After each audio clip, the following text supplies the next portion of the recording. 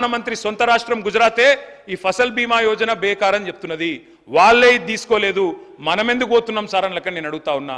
మేము అందుకే దాన్ని పట్టించుకోలేదు ఇదివరకు, కానీ మీరు అందులోకే పోతామంటున్నారు. దయచేసి మీరు పరిశీలించాలా.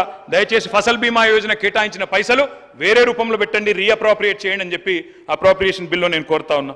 అధ్యక్ష, ఇక రుణమాఫీ కథ ఎట్లుంది అధ్యక్ష? వీళ్ళదంటే పంచపాండవులు మంచం కోళ్ళ కథ అధ్యక్ష. ఏకకాలంలోని రెండు ప్రకటనలు ఇస్తారు అధ్యక్ష. ఎవరన్నా ఏకకాలంలో రుణమాఫీ చేస్తే ఒకటేసారి ప్రకటన ఇవ్వాలి. ఏకకాలంలో రుణమాఫీ 2 సార్లు ప్రకటనలు, నీ పత్రికల నిండా వీళ్ళ ముఖార విందాలు. అధ్యక్ష, నేను అడిగేది ఒకటే అధ్యక్ష, దయచేసి రైతులను మోసం చేయడం ఆపండి. నేను ఇంకొక మాట అడుగుతా ఉన్నా. నిన్న ముఖ్యమంత్రి గారు చెప్తారు, ప్రభుత్వం చెప్తుంది 1,50,000 రూపాయల దాకా రుణమాఫీ అయిపోయిందన్నారు. కేసీఆర్ గారు మొదటిసారి 1,00,000 రూపాయలు రుణమాఫీ చేస్తేనే దానికి అయిందే 16,000 కోట్లు. మరి మీరు 1,50,000 చేస్తే ఎందుకు కేవలం 11-12,000 కోట్లు అవుతున్నది? ఇది రైతులకు తెలియదా? ఎన్ని కటింగ్లు పెడుతున్నారు మీరు? ఎంతమంది మీద ఆంక్షలు పెడుతున్నారు? రేషన్ కార్డుల పేరిట, ఫ్యామిలీ పేరిట ఎంతమంది ఇబ్బంది పడుతున్నారో గౌరవ ఎమ్మెల్యేలు మీ నియోజకవర్గాల్లో అడిగితే తెలుస్తుంది అధ్యక్ష.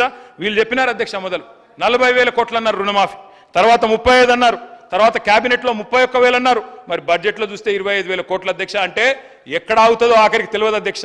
ఇప్పటిదాకా చేసింది కేవలం 12,000. చారాన కోడికి బారాన మసాలా అన్నట్టు పత్రికల్లో ప్రకటనలు మాత్రం 2 సార్లు 3 సార్లు ఏకకాలంలో రుణమాఫీకి అధ్యక్ష. అధ్యక్ష, ఇంకొక మాట నేను అడుగుతా ఉన్నా. హిపోక్రసీ అంటే, ద్వంద్వ ప్రమాణాలు అంటే, డోగ్లా పన్ అంటే ఏంది అధ్యక్ష? డబుల్ స్టాండర్డ్స్ అంటే అధ్యక్ష, పిఎం కిసాన్ వీళ్ళు ప్రతి విషయంలో కేంద్రంతో తలపడతారు. కేంద్రం మీద మొన్ననే ఒంటికాలతో లేచిండ్రు, యూనియన్ బడ్జెట్లు ఏమి ఇవ్వలే అని. మరి పిఎం కిసాన్ ఏదైతే రైతు బంధుని కాపీ కొట్టి పెట్టుకున్నారో కేంద్రం వాళ్ళు, ఇలా దాని కండిషన్స్ తీసుకొని ఇవాళ రుణమాఫీ చేస్తామంటే ఇది అన్యాయం కాదా అధ్యక్ష? దయచేసి ఆలోచించాలని చెప్పి నేను పెద్దల్ని కోరుతా ఉన్నా. ఇంకొక మాట కూడా అడుగుతా ఉన్నా అధ్యక్ష. నేను ఇవాళ కేవలం రైతులనే కాదు అధ్యక్ష, వీళ్ళు మహిళల్ని కూడా మోసం చేశారు. మరి మహిళల విషయంలో నేను ఒక్క మాట చెప్తా ఉన్నా. కోటీశ్వరులను చేస్తాం 1,00,000 మందిని అన్నారు. తప్పకుండా చేయండి, వి వెల్కమ్ ఇట్. 1,00,000 మందిని కోటీశ్వరులు చేస్తామన్నారు. ఈ మాట కూడా తప్పకుండా మహిళలు అడుగుతారు అధ్యక్ష. మా ప్రభుత్వం ఉన్నప్పుడు, ఇది మా రికార్డు, నేను ఇండస్ట్రీస్ మినిస్టర్ గారికి పంపుతా ఉన్నా అధ్యక్ష, highest number of MSMEs with female ownership 40%. Top state ఏది అధ్యక్ష? మన తెలంగాణ అధ్యక్ష. భారతదేశ సగటు 20%. నేను ఆ గౌరవ ఇండస్ట్రీస్ మినిస్టర్ గారికి పంపుతా ఉన్నాను తమ ద్వారా, దయచేసి వారు చూసుకోవాలని చెప్పి నేను కోరుతా ఉన్నా అధ్యక్ష. ఈరోజు నేను అడుగుతా ఉన్నా, ప్రతి నెల మహిళలకు 2,500 ఇస్తామన్నారు. Yes sir, I need another half an hour sir, దయచేసి మీరు టైం ఇవ్వాలి. ప్రతి నెల ప్రతి మహిళకు 1,67,00,000 మంది ఆడబిడ్డలు రాష్ట్రంలో ఎదురు చూస్తూ ఉన్నారు. 18 ఏళ్ళు నిండిన ఆడబిడ్డలు 7 నెలలైనా ఎక్కడేసిన గొంగలు అక్కడనే ఉన్నది. 2,500 రూపాయలు రాలేదు. ఆడబిడ్డలందరికీ మీరు ఒక్కొక్క ఆడబిడ్డకు నెలకు 20,000 రూపాయలు బాకీ పడ్డారు. వెంటనే ఇచ్చే ప్రయత్నం చేయండి, రీఅప్రోప్రియేట్ చేయండి. I request the honourable finance minister, ఇంకేదన్నా రంగానికి కోత పెట్టండి, కానీ మా ఆడబిడ్డల ఉసురు మంచిది కాదు. తప్పకుండా వారికి వెంటనే 2,500 రూపాయలు 1,67,00,000 మంది ఆడబిడ్డలకు ఇవ్వాలని చెప్పి నేను కోరుతా ఉన్నా అధ్యక్ష. మహాలక్ష్ములకు మహామోసం, తులం బంగారం ఏమో తూచైపోయింది అధ్యక్ష. ప్రతి ఆడబిడ్డకి, యువతకి, అమ్మాయికి స్కూటీలు ఇస్తామన్నారు. స్కూటీలు లేవు కాదు అధ్యక్ష, మరి లాఠీలు మాత్రం పిల్లల మీద తిరుగుతూ ఉన్నాయి అధ్యక్ష. ఇక పిల్లల విషయానికి వస్తే అధ్యక్ష, విద్యార్థుల విషయానికి చాలా చెప్పారు అధ్యక్ష. 5 లక్షల విద్యా భరోసా కార్డు అన్నారు, ఇప్పటివరకు లేదు, బడ్జెట్లో రూపాయి లేదు. I request the honourable finance minister, రీఅప్రోప్రియేట్ చేయండి. పిల్లలకి ఏదైతే మీరు చెప్పారో 5 లక్షల విద్యా భరోసా కార్డు వెంటనే ఇచ్చి భరోసా ఇవ్వండి. మేము 1,022 గురుకులాలు పెట్టి పేద పిల్లల్ని డాక్టర్లు, ఇంజనీర్లుగా చేసినాం. కానీ ఈరోజు చూస్తూ ఉన్నాం, ఆ పేద బిడ్డలకి గురుకులాల్లో మీరు భోజనం కూడా సరిగా పెట్టడం లేదు. ఈరోజు ఆసుపత్రుల్లో వార్తలు, నా దగ్గర కటింగ్లు ఉన్నాయి, పేపర్ క్లిప్పింగ్లు, మీకు కావాలంటే పంపిస్తాను. భువనగిరి హాస్టల్లో విద్యార్థి ఫుడ్ పాయిజన్తో చనిపోయాడు మొన్ననే, ఎస్సీ వెల్ఫేర్ హాస్టల్లో. అదేవిధంగా జేఎన్టీయూ హాస్టల్లో ఎలుకలు, పిల్లులు సాంబార్లో ఈతలు కొడతా ఉన్నాయి.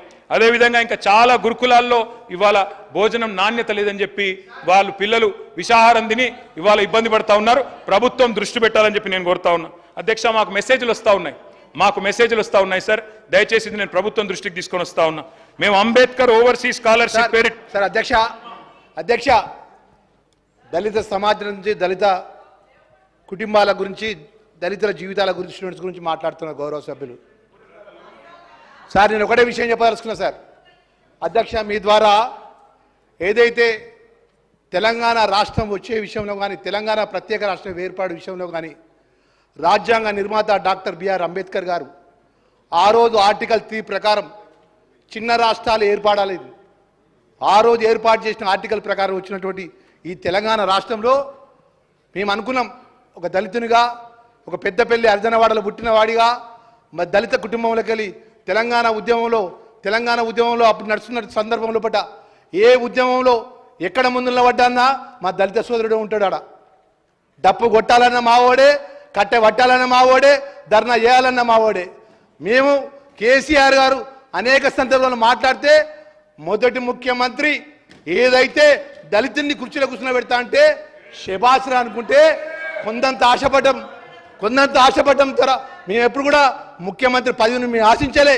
కేసీఆర్ గారు ఉద్యమంలో అనేక సందర్భంలో పట ఈ రాష్ట్రంలో మొదటి ముఖ్యమంత్రి ఎవరైతారంటే దళితుల్ని కుర్చీలో కూర్చుని పెడతా, కూర్చుండే కొట్టపోతే తలకాయ నరుక్కుంటా అన్నాడు. తలకాయ నరుక్కోవాల్సిన అవసరం లేదు అధ్యక్ష. ఇంకొక మాట అన్నాడు, మాకు 3 ఎకరాల భూమి ఇస్తాడు. 3 ఎకరాల భూమి లేకపోతే ఎవరు తెలుసు అధ్యక్ష? భూమి లేకపోతే నేను భూమి కుర్చేసుకొని భూమి కొనిచ్చి భూమి ఇస్తాడు అధ్యక్ష. 2014 నుంచి 2023-24 వరకు ఈరోజు దళితులకు ఈ రాష్ట్రంలో అత్యంతంగా మోసం చేసినటువంటి ప్రభుత్వం ఏది ఉన్నదంటే అది బీఆర్ఎస్ ప్రభుత్వం అని చెప్పేసి నేను చెప్తున్నా అధ్యక్ష. ఈరోజు లెక్కలతో సహా చెప్తున్నా అధ్యక్ష. ఒక దళితునిగా, ఒక రాజ్యాంగ నిర్మాత అంబేద్కర్ యొక్క దేవుడిగా మేము అనుకున్నటువంటి మేము ఆ వర్గం నుంచి వచ్చిన వారిగా మాకు ఎంత బాధ అవుతుందంటే కొత్తగా ఎన్నికైనాం, మేము శాసనసభగా కొత్తగా ఎన్నికైతే మీరు 2000 ఏదైతే గౌరవ కేటీఆర్ గారు నేను జిల్లా పరిషత్ చైర్మన్ చేసినప్పటి నుంచి శాసనసభ్యుడిగా వారు తెలుసు.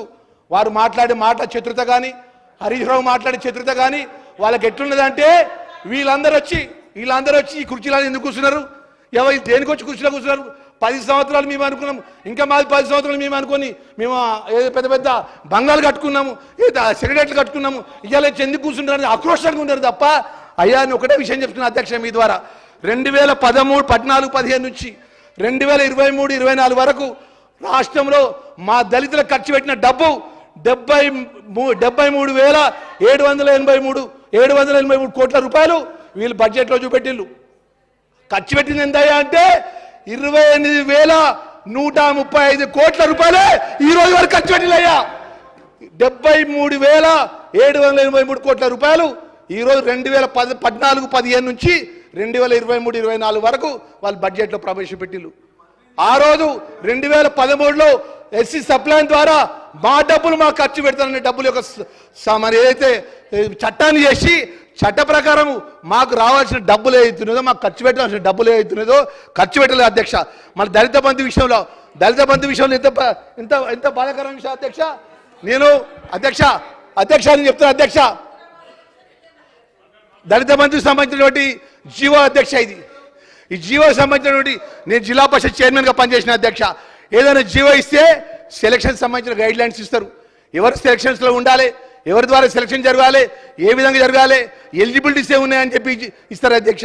ఈ ఏ విధంగా ఇచ్చిన అధ్యక్ష 21-22 జీవోలో స్థానికంగా ఉన్న కలెక్టర్ గారు, స్థానికంగా ఉన్నట్టు ప్రజాప్రతినిధులు వాళ్ళ యొక్క బీఆర్ఎస్ ప్రభుత్వాలు లిస్టులు ఇస్తే ఇచ్చింది అధ్యక్ష. అది కూడా ఎంతమందికి ఇచ్చిన అధ్యక్ష దళిత బంధువులు